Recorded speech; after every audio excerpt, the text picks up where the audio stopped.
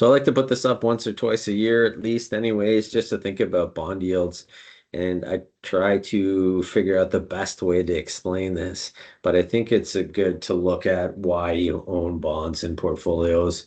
And there's a number of things to look at. But if we look across the middle of this bar here, this is effectively where interest rates are today. So US 10-year, US 30-year, Canada 10-year, Canada Broad Index, and then the corporate bond universe. And so you're looking at from a simplistic perspective, if you bought the corporate bond index today, you guarantee yourself 3.9% until we'll say maturity of that index hypothetically. And then if interest rates go up or down in this space, so if we get a 1% move higher in interest rates, so interest rates go up 1%, you'd lose about 1.6% of your money if you had invested there.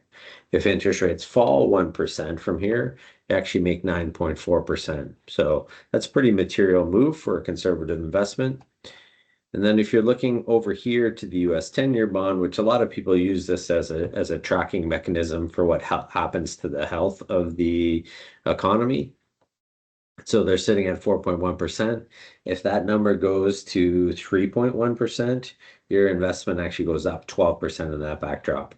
If the opposite happens and we go from 4.1 to 5.1, you lose some of the value of your bond.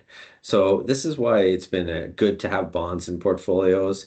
You can hold them for because you want the coupon and you want them to mature at face value, or you can hold them for a different perspective, which is what we typically hold for, which is to provide some stability into your portfolios.